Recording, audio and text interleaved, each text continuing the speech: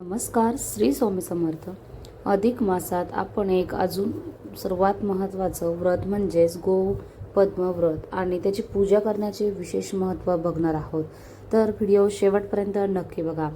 पुरुषोत्तम महिन्यात गोपद्म व्रत आणि पूजा करण्याचे महत्त्व खूप असतात. तर हे व्रत प्रामुख्याने स्त्रिया आपल्या कुटुंबाच्या सौभाग्यासाठी आणि मुलांच्या प्रगतीसाठी तर आध्यात्मिक पुण्यासाठी करत असतात. तर गायीमध्ये आपण 33 कोटी देवतांचा वास असतो असं म्हणतो. तर म्हणून गायीच्या पावलांची गोपद्म पूजा करून सर्व देवतांचे आशीर्वाद मिळवणे हा या व्रताचा मुख्य उद्देश आहे.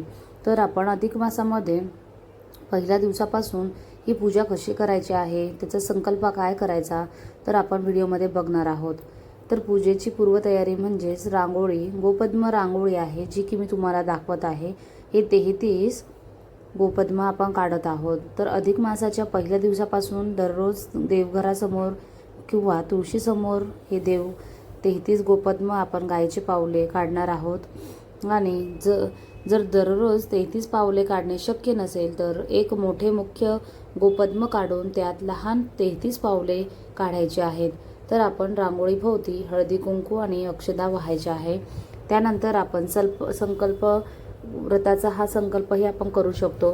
तर व्रताच्या पहिल्या दिवशी तांदूळ हातात घेऊन भगवान विष्णू आणि गोमातेचे स्मरण करून मी अधिक मासात गोपद्म व्रत करत आहे असा संकल्प करावा.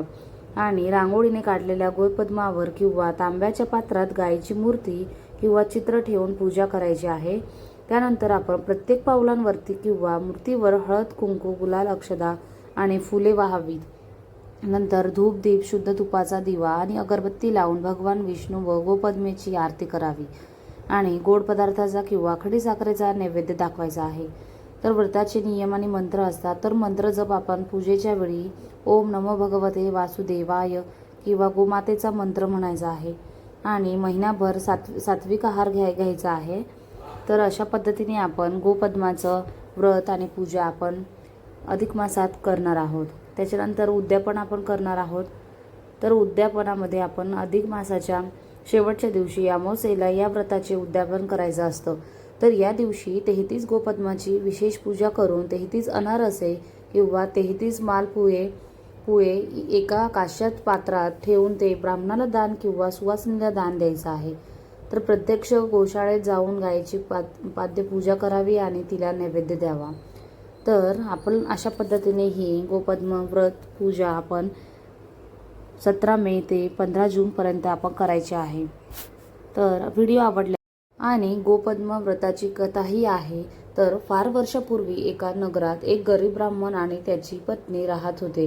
ते दोघेही विष्णुभक्त होते आणि अधिक मास सुरू झाल्यावर ब्राह्मणाच्या पत्नीने गोपद्म व्रत करण्याचे ठरवले. ती दररोज सकाळी उठून स्नान करायची, देवघरात तुळशीजवळ आणि मुख्य दरवाजासमोर रांगोळीने 33 गोपद्मे गायीची पावले काढायची. त्यावर हळद कुंकू, अक्षदा आणि फुले वाहून मनोभावे पूजा करायची.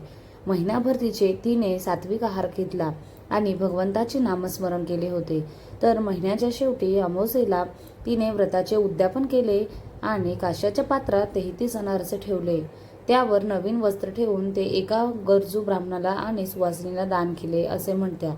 तसेच तिने गोशाळेत जाऊन प्रत्यक्ष गायीची पूजा केली व तिला गोड नैवेद्य भरवला. तिच्या या कठोर आणि निस्सीम भक्तीमुळे भगवान विष्णू प्रसन्न झाले.